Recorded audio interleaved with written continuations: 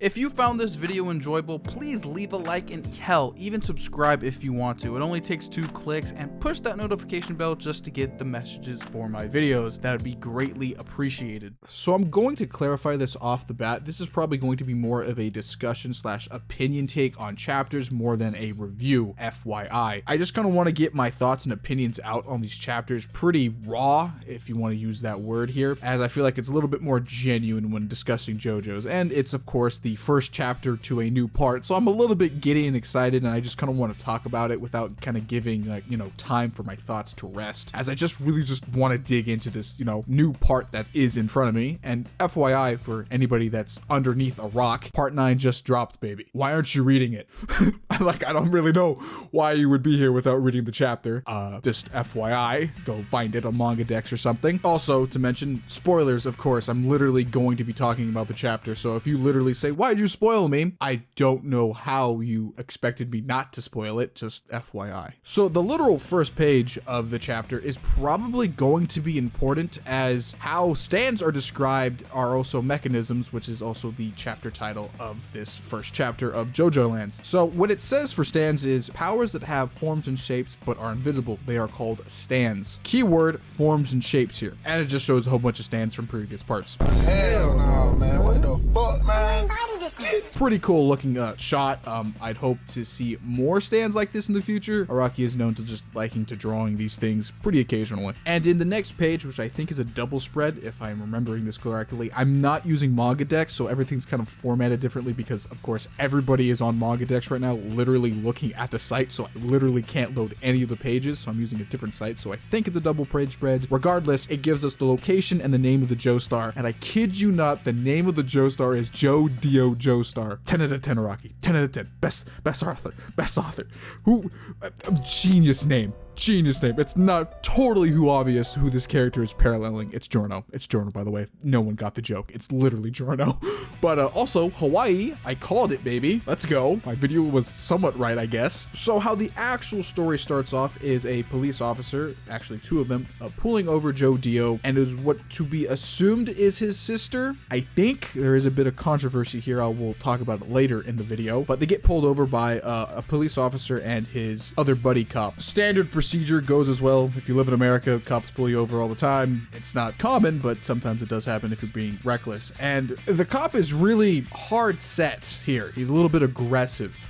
Borderline almost weird, and of course is literally weird. We'll talk about it here in literally the next few pages. Eventually, a discussion between JODIO and his sibling goes pretty funny, as Dua Lipa is mentioned as the reasoning for her reckless driving. Apparently she got too hype in the truck. Eventually, the officer does come back with her license and registration, and kind of gets a little bit more aggressive than previous. JODIO's sibling even notices this and says, hey, kind of, you know, back off a little bit, dog. You're being weird. And even brings up the virus from 2020. I don't even know if I can say it here on YouTube still, but just for safety reasons, I think we all know what it is. And eventually the cop pulls out this weird ass trick on her and says, are you only saying that because of the color of my skin? Araki with the political commentary here. Goddamn, my man is on point with the cultural things here. Eventually the officer requires a pat down, and this is where shit gets really weird. The officer begins to, I'm not gonna say it, and I don't think I'll show it on screen because I don't want to, you know, get demonetized here, but we'll just say assaults.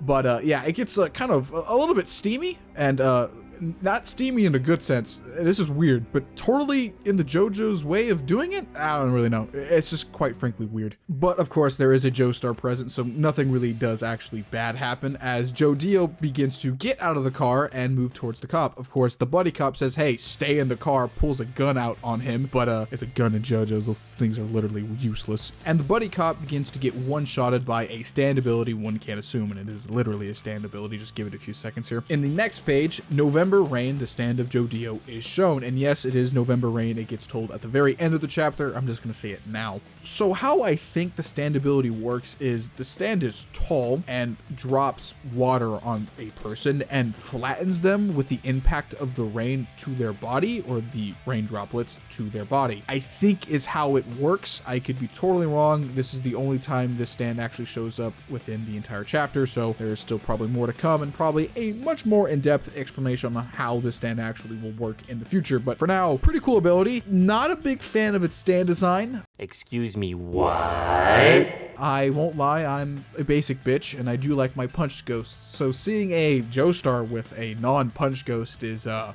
of weird, but I kind of like it at the same time, design-wise, but I want a punch ghost. That's just my opinion, though. It just really doesn't matter. And right after that, his sibling proceeds to use her stand ability. It will be shown here in a few seconds, and completely melts the officer's face in a completely different direction. Cool power. And JODIO also finishes that officer off as well. And to get rid of evidence, they do set the cop car on fire. So good way of getting rid of that evidence, I guess, JODIO. Chaotic little Joestar you. And also for good measure, of course, they changed their license plate numbers again because, of course, the truck is not in their name. So, of course, it is best to, cover up evidence where it needs to be covered up. As we see JODIO's sibling and their stand being used, it might be a hive stand, I don't know. And its name is also Smooth Operators, being a reference to the song by Sade. I think I'm pronouncing her name correctly. Don't yell at me in the comments, please. I'm bad at names. And the stand ability has some type of removal / place effect. I don't really know what it's actually doing. Yet again, I need an actual, an official, description of what it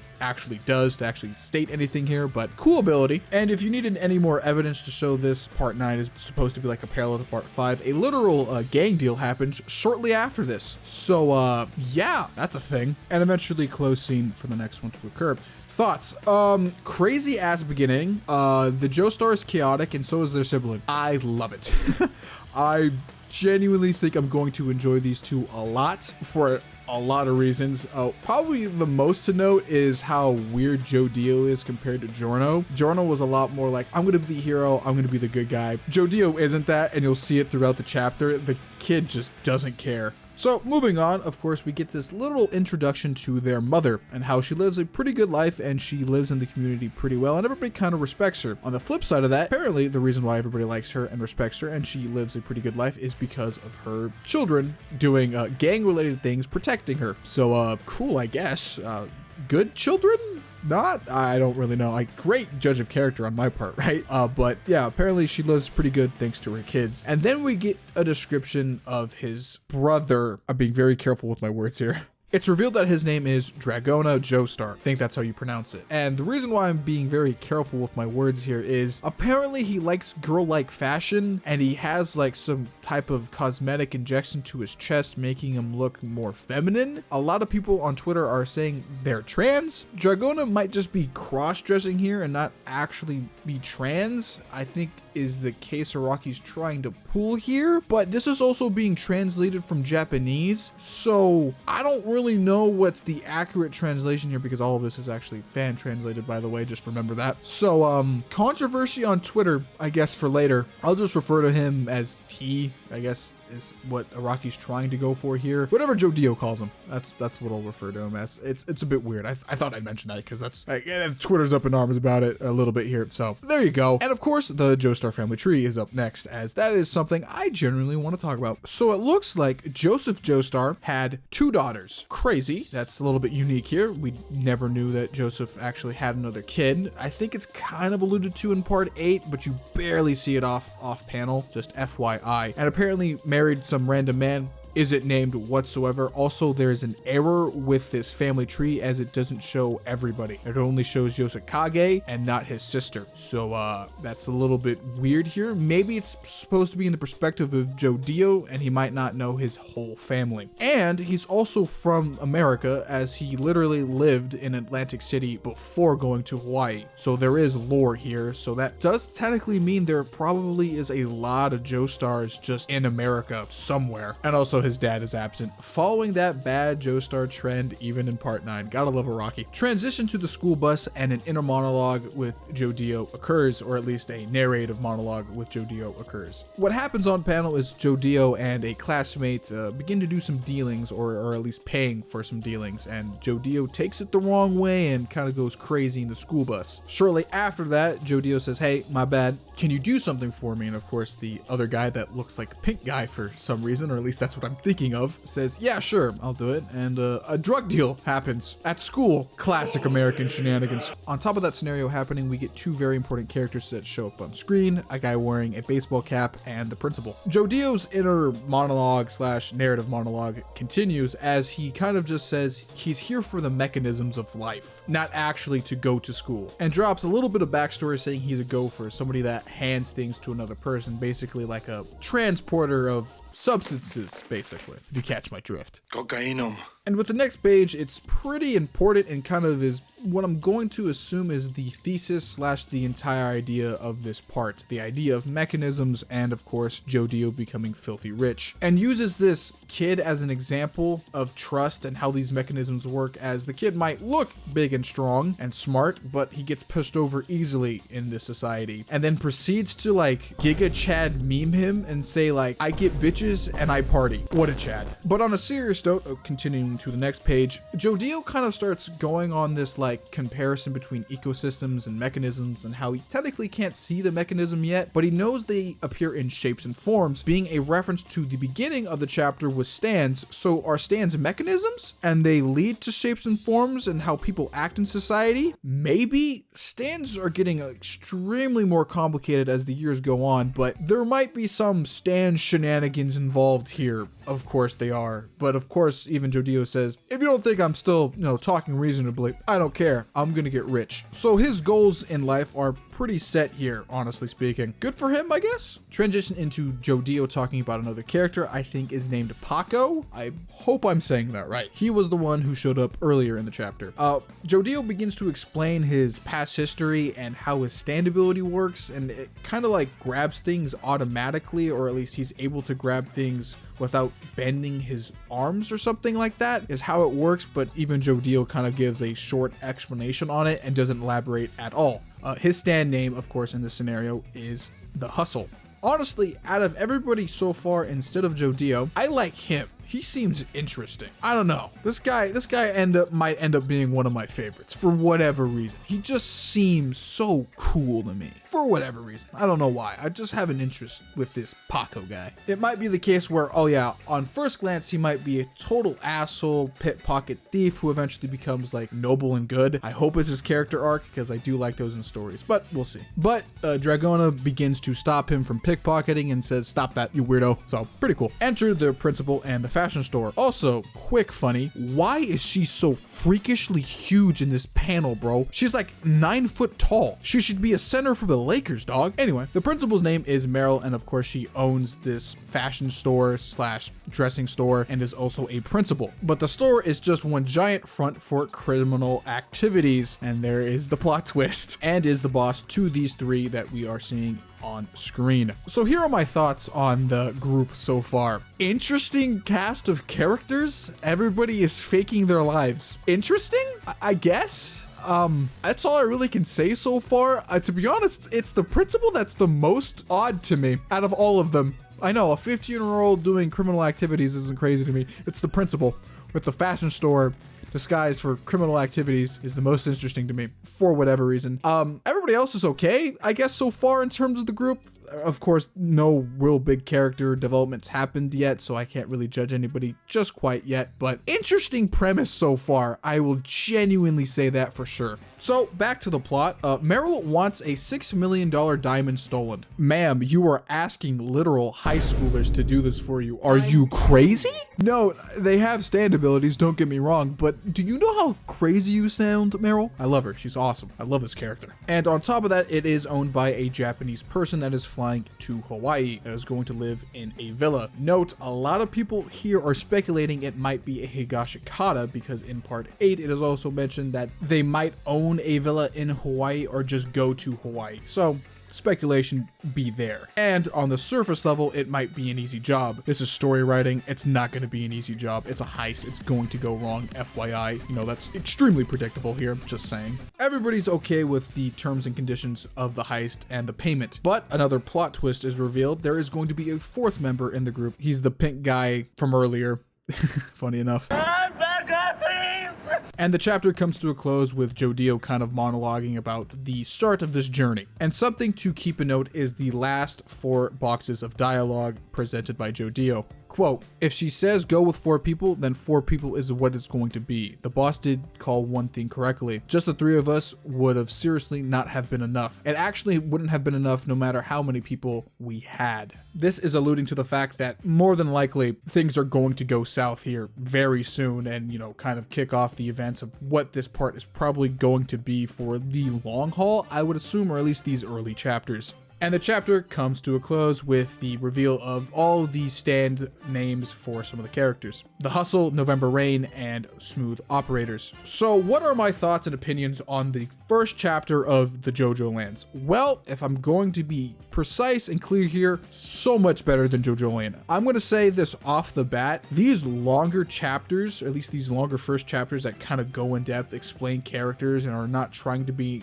like a really big gigabrain in-depth lore story or whatever, are a lot better. I think this is an amazing first chapter. Everybody is clear in their motives. Everybody is extremely straightforward. I'd like to mention that and at least give Araki his props here. They all just make sense. All of them just make sense here. Genuinely speaking, everybody is easy to understand. You understand the plot extremely well. All of them are fascinating. JODIO is just chaotic. I love it. Dragona, she doesn't really show a lot, but just the fact that she is, or they, he is the sibling to JODIO is just an interesting premise and is going to probably lead into some shenanigans. So I would like to see what they do. And if the entire story is going to be this clear cut and pretty casual with a lot of stuff, I hope so. It's really a great read and honestly a fresh breath air from JOJOLian. On top of that, there is a lot of like lore and character things with mechanisms and stuff. And that genuinely gets my like the lore part of my brain tingling here. It just seems extremely interesting. This entire first chapter is just extremely interesting to me. I genuinely do like it so far. I think this part is going to be good. Another thing I'd also like to touch up on, who is going to be at this villa? Is it going to be a Higashikata? Maybe. This is probably a really good segue to kind of, you know, enter the other Joestars into the plot, I would hope. Is it going to be Josuke? A lot of people are saying that. Probably not. I'm not going to assume it's Josuke. I think that's too easy of an answer. Way too easy of an answer in this scenario. It could be really anybody. To be honest, my brain didn't go to Josuke first. My brain went into main antagonist off the bat. And I know that's crazy to say, but I also feel like it could lead into like some minor antagonist. This seems pretty big minor antagonist role here, honestly speaking. So there could be a lot with this villa and this like $6 million like diamond plot scheme here. So there's a lot of ways chapter 2 could go. I'm genuinely excited. Like I haven't been this interested in like a manga story in a very long time. And I know Chainsaw Man is a thing right now, but like my full attention is on JoJo's right now. And I love this first chapter. It was so good. Rocky's stand designs are also pretty interesting. I know I kind of critiqued November Rain a little bit there. Not a big fan of its stand design, but that's just because that's me. But I think it genuinely looks cool. And if it's going to be like the stand for JODIO for right now, I could work with it. It kind of is like Tusk in a way. It's kind of weird and funky, but I would assume that it's going to transform over time, probably. So it most likely will have like an aura barrage or something in the future. So it's interesting, but the $6 million plot scheme, to circle back to it, is what I'm most interested in and this villa, because there's a lot here. A lot of people are speculating over Higashikata, main antagonist, minor antagonist. There's a lot here. Like the next chapter is probably going to go crazy, but of course this chapter is also crazy. We get so much here in terms of like Joestar lore in general for the universe. What is mechanisms? How does that kind of fit into like Fate and Calamity and stuff from JOJOLian? Like I'm fully invested right now, fully invested, and I am so happy JoJo's is back, man. Araki, I hope, gets into his bag this part, bro. Like if it's going to be this clear cut and just a fun read every time in these chapters, and it doesn't get really weird in terms of, you know, plot and stand powers, and like weird isn't bad, I mean here. I hope it's good for this. I hope it's like this for the entire thing. That's what I'm trying to get across here. I really like this so far. I really do. I don't really know how else to preface it. I might have to cut out some of or Diego might have to cut out some of my words here because I might just be rambling, but yeah, good part. Good start of the part. I hope everybody enjoys it. I'm going to probably make this a regular thing on the channel every month when it drops. Just kind of giving my thoughts, reviewing over it, and just the absolute weirdness that JoJo's is going to be soon becoming with this part. Part 9 is just looking really interesting right now. I think that's all I really have to say. No, this was all like a rant slash a ramble. None of this is scripted. I might have forgot a few things, by the way, too, so give me some grace in the comment section if you've made it this far into the video. I just hope it turns out good. This seems interesting. So I guess time for the outro, I guess. Like, comment, share, subscribe, follow me on Twitter, stay hydrated. See you in the next one, ladies and gentlemen.